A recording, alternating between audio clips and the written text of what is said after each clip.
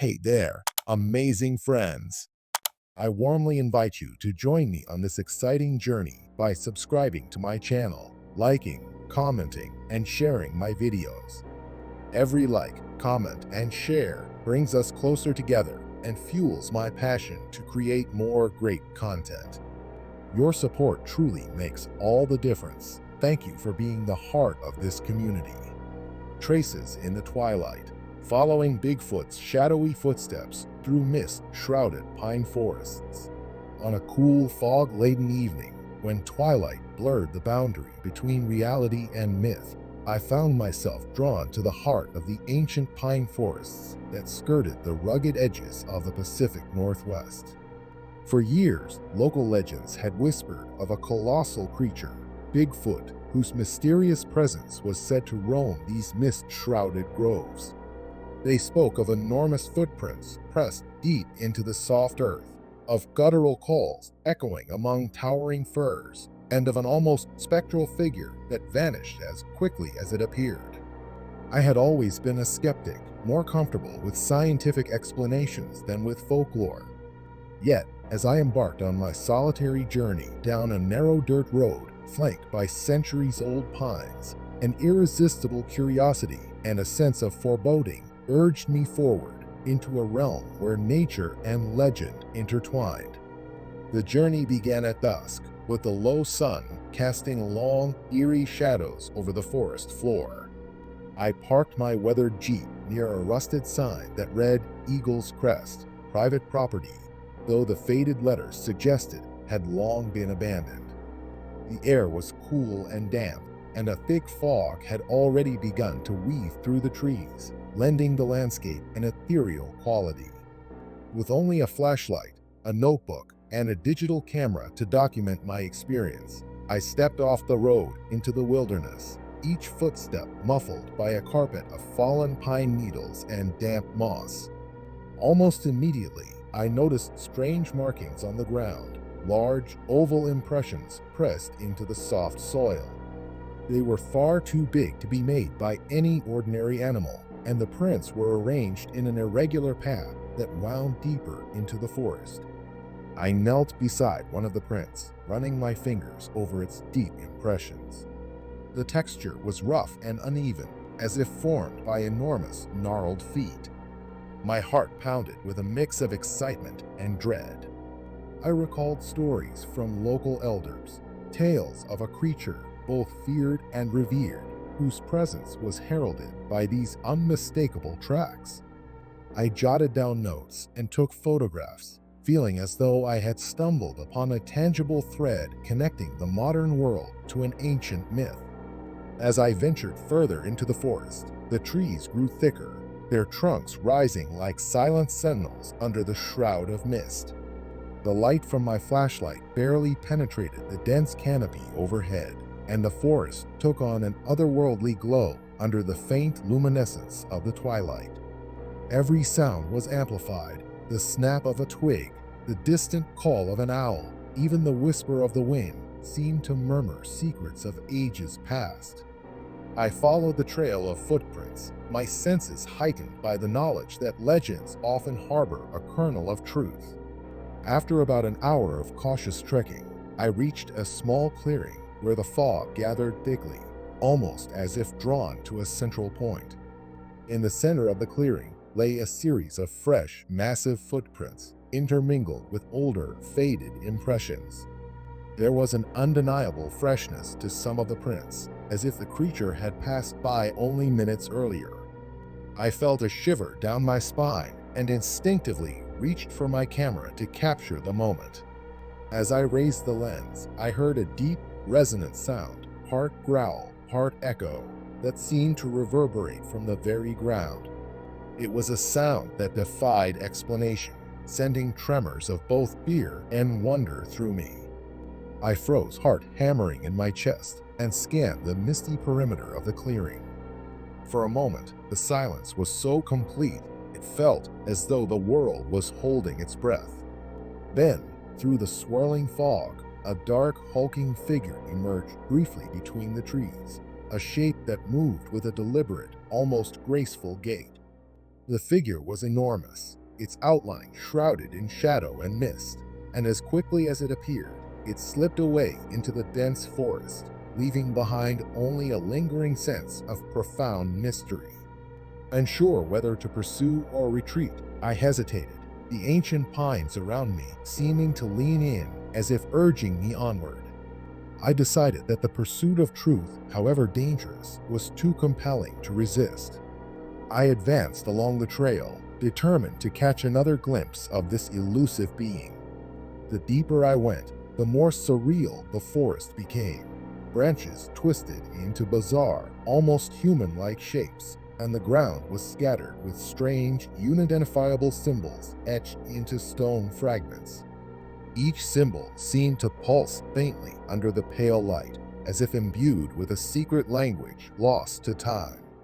I recorded these odd markings in my notebook, noting that they resembled a primitive script, perhaps a remnant of an ancient culture that once revered or even worshipped the creature now known as Bigfoot. As night fully settled over the forest, I set up a small camp near a gurgling stream that cut through the dense pines. The rhythmic sound of water provided a modicum of comfort in the otherwise uncanny silence. I built a modest fire, its flames flickering and casting dancing shadows on the ground. In that dim light, I pored over my notes and the photos I had taken earlier, each image a piece of the puzzle that was gradually coming together. There was something profoundly moving about the juxtaposition of nature's beauty and the mystery that lurked within it, a reminder that the world is not always as it seems. Late into the night, as the fire dwindled to glowing embers, I awoke to a faint rustling sound outside my tent. I unzipped the flap cautiously and peered into the darkness. The fog was so thick that it was impossible to make out any distinct shapes, yet I distinctly heard the sound of heavy, deliberate footsteps. My pulse quickened, and I fumbled for my flashlight. When I finally managed to cast a narrow beam into the swirling mist, there, for an instant, I saw it, a glimpse of a massive, shadowy figure standing silently just beyond the tree line. The figure was so indistinct that I could barely tell if it was moving or simply watching. It seemed to be draped in the same darkness as the forest, merging with the night itself. Then, as suddenly as it had appeared, it vanished, leaving only the echo of its presence and the steady drip of water from the dewy leaves. I spent the rest of that night wide awake, my mind a tumult of fear and curiosity. Every creak of the forest, every whisper of the wind became a potential sign that the creature was near. The solitude and the profound silence of the wilderness made me acutely aware of my own heartbeat and the thumping rhythm of my thoughts.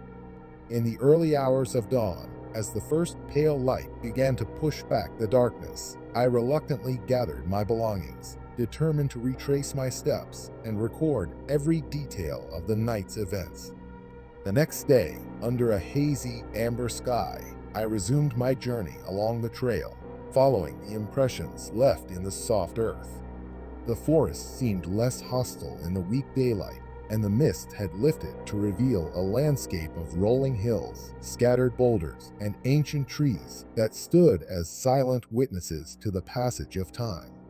I discovered more evidence along the way: broken branches arranged in a peculiar pattern, patches of disturbed soil where something enormous had trodden, and even a discarded item, a tattered scrap of cloth that looked unmistakably like part of a heavy, worn jacket.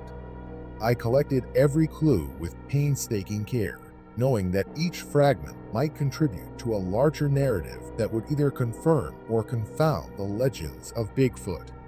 By mid-afternoon, I reached a rocky outcrop that offered a panoramic view of the valley below. From that vantage point, I could see the faint trails of footprints disappearing into the dense underbrush, a labyrinthine network that suggested the creature was not merely passing through, but actively moving among these ancient woods.